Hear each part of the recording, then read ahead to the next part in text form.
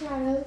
Don't forget to like, subscribe, share, comment my YouTube channel to get new and innovative content about maths. So guys, आज की हम इस video में भी जैसे हमने पिछली वीडियो में रियल लाइफ प्रॉब्लम्स पढ़े थे वेरिएशन पे, तो आज भी वही पढ़ेंगे हम। तो ये आपको मालूम है कि एक्सरसाइज 3.7 क्वेश्चन 2 चैप्टर 3 क्लास 10 के बच्चों के लिए ये है जो कि आज हम पढ़ने वाले हैं। तो चलिए आज की वीडियो स्टार्ट करते हैं। इसका जो थ्योरी थी वो यही थी कि जो हमारी लाइफ में प्रॉब्लम्स होती है रियल लाइफ जो वेरिएशन पे डिपेंडेंस पे डिपेंड करती है हम वो पढ़ी। यानी कि जैसे आप कहते हैं कि हम लोग हमारी लाइफ में बहुत सारी चीज़ें जो डिफरेंट चीज़ों पर डिपेंड करती है, तो हमारी लाइफ में भी कुछ ऐसी चीज़ें हैं। तो आप क्वेश्चन रीड करते हैं, कहता है ऐसे क्वेश्चन में the surface area S of a sphere varies directly to the square of radius and s is equal to 16 pi when r is equal to 2 and find r when s is equal to 3 pi r। हमने इसी तरीके से data बनाया है, given में required में अपना जो डाटा है वो लिखा है और अब हम जो है वो क्वेश्चन को सॉल्व करेंगे और अपना आंसर फाइंड आउट करेंगे। तो चलिए आइए और सवाल को सॉल्व करते हैं। अब यहाँ पर आप देखिए तो पाई भी सवाल किया गया है। आपको मालूम होना चाहिए वैसे तो पाई क्या होता है। पाई 22/7 होता है। पाई को हम क्या कह सकते हैं 22/7। तो हम सॉल्व करते हैं क्वेश्चन को।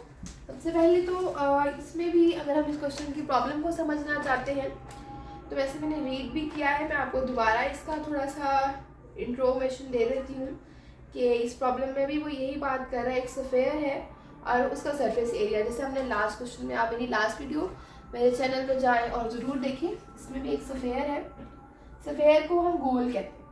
हमने उसमें क्यूब की बात की थी, तो ये आपके पास एक स्फीयर है, क्यूब है, सर्कल है।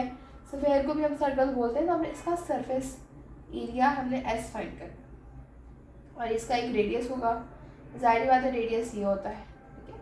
वो मालूम है अगर एक सर्कल है इसका सेंटर से जो डिस्टेंस है वो एक इसका रेडियस होता है और ये डायमीटर पता है, तो ये इसका फुल सर्कल एरिया जो है उसका सरफेस एरिया। तो चलिए वीडियो स्टार्ट करते हैं। तो हम लिखेंगे S is equal to K R square. के कैसे आएगा कि इस तरीके से आता है कि आप जो है वो क्वेश्चनिटी को रिप्लेस करते हैं विद इक्वल और इसके बाद आप लिखते हैं के क्वेश्चन। अब हमने के की वैल्यू पहले फाइंड करनी है, S by R square. S की वैल्यू आपको दिखेंगे 16 पाई और ये divided by 2 is equal to K, जो कि क्या मतलब 2 1 और 2 8 8 पाई।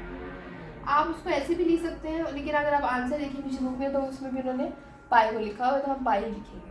पाई की वैल्यू वैसे मैं आपको इन जनरल बता देती हूँ। पाई की जो वैल्यू होती है वो होती है 22/7।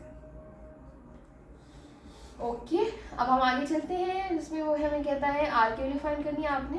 तो S is equal to K R square. R की वैल्यू फाइंड करना चाहते हैं तो R is equal to S by K square root. S हमारे पास क्या गिवा है 336 पाई। यहाँ पे के की वैल्यू है 8 पाई। तो आपने क्या करना होगा, एस की वैल्यू को इसमें चेंज करना होगा। तो वो देखते हैं कि हमारे पास क्या आंसर आएगा। ये आएगा आर।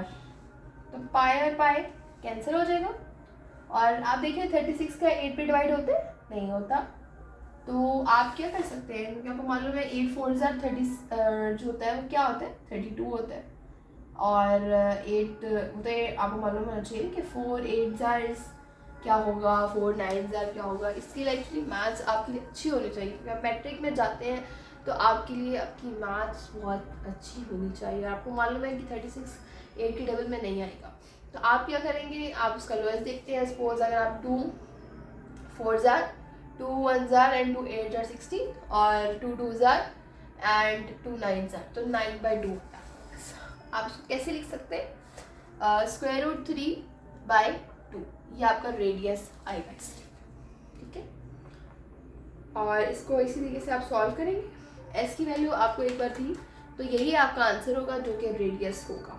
ये बहुत ही इजी मेथड है, वेरिएशन है, कोरिलेशन है और इसके अंदर आप सिंपल ही सॉल्व कर सकते हैं। और ये बोर्ड में शॉर्ट क्वेश्चन के अंदर ज़्यादा प्रेफरेबली आती है, वैसे ये उस तरीके से नहीं आती है। तो अब हम अपना नेक्स्ट क्वेश्चन करते हैं और इससे पहले हम अपना रेडियस देखते हैं। तो रेडियस हमारे पास क्या आता है, the radius is square root 3/2। तो नेक्स्ट क्वेश्चन करें हम अब। तो जो नेक्स्ट क्वेश्चन हमारे पास बुक में गिवन है वो क्वेश्चन थोड़ा डिफरेंट है। उसमें वो कहता है कि Hooke's law, in Hooke's law the force is applied to stretch the spring varies directly proportional to the amount of elongation, and F is 32 and S is 1.6. Find S when F is 50 and then find F when S is 0.3. So I have written the data in the form of headings and given data, required data. So I hope आप लोगों ने physics में पढ़ा होगा कि Hooke's law क्या होता है, स्टेटिस्टिशियन के लिए ये फिजिक्स का टॉपिक है.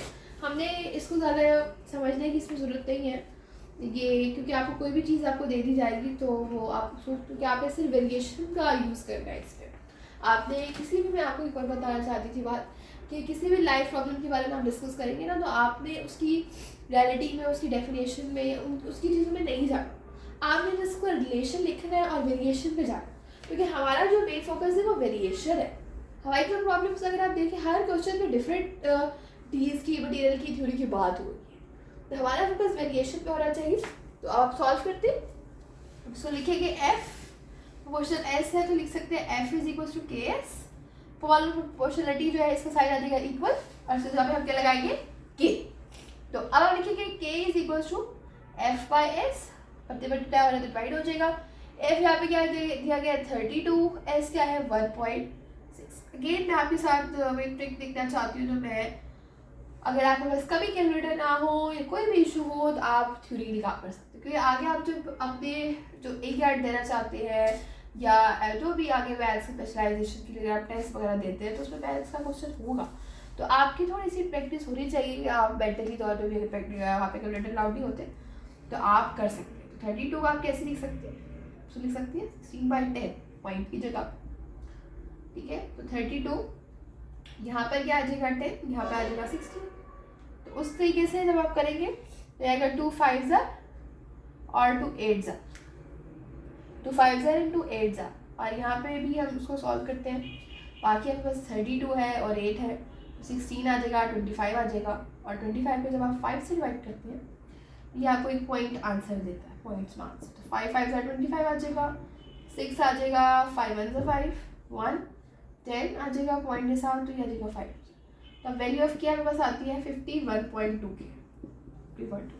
तो ये मैंने आपको मेथड बताया कि अगर आपको कभी कोई इशू हो तो आप ये सिंपली, जो सिंपल आप बचपन में करते होते थे, आप उससे भी कर सकते हैं. अगर आप उससे रिलेटेड नहीं है तो डजेंट मैटर कि आप पास नहीं कर सकते, और अपनी मैथ को इतना अच्छा जरूर बनाएं कि अगर आपको उसका रिलेटेड नहीं है तो आप अपना दिमाग नहीं चला सकते. कैलकुलेटर के आदी बनना भी अच्छी बात नहीं होता, तो आपको इतनी चीज़ें आनी चाहिए. नंबर 1 केस आप देखिए, एस हमारे पास नहीं है और एम हमारे पास 50 है. ये हम अपनी मेन इक्वेशन, इसको हम मेन इक्वेशन भी बोलते हैं, फर्स्ट इक्वेशन.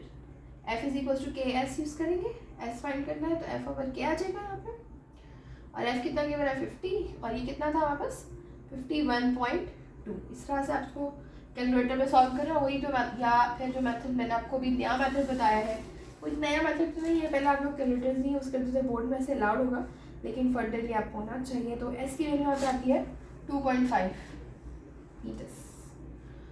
इंचेस है, सॉरी एस इसमें इंचेस में बताया है. उसके बाद फोर्स हमने फाइंड करनी होगी जिसमें अप्लाई की जाती है, तो उसका लिखेंगे F is equal to K S. ये काइंड ऑफ न्यूमेरिकल ही है, इसमें आपको फॉर्मूला याद करना होता था, डाटा गिवन होता था, इसमें आपको फॉर्मूला भी गिवन है, सिर्फ आपने ये वेरिएशन बतानी, क्योंकि अगर इन्वर्स क्वेश्चन आएगा तो फिर आप भी आगे इन्वर्स की वेरिएशन भी इसमें बताएंगे. ठीक है, तो इसमें हमने फाइंड करना है एफ. तो के आपके पास गिवन था 51.2 और यहाँ पे ये कितना है 2.5, और सॉरी आपने वो वाला यूज़ करना, कितना गिवन है यहाँ पे 0.8. तो ये आपके पास आंसर आता है. इसको जब आप सॉल्व करेंगे तो आपके पास आंसर आएगा 16. अब रिजल्ट में आप लिखेंगे द एस कह लें या द, आप इसको कुछ भी लिख सकते हैं जहाँ पर जो गिवन है एलोकेशन, एलोंगेशन गिवन है, वर्ड यूज़ किया हुआ है एलोंगेशन, जो स्ट्रेच होती है. एफ कह लें, इसको एस बोल लें, जो मर्जी. एस जो है वो कितनी है हमारे पास हमने फाइंड की है ये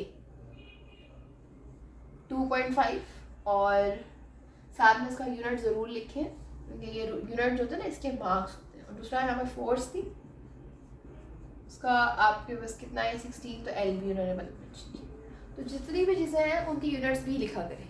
तो अब आज के लिए इतना ही, तो नेक्स्ट वीडियो में मुलाकात होती है.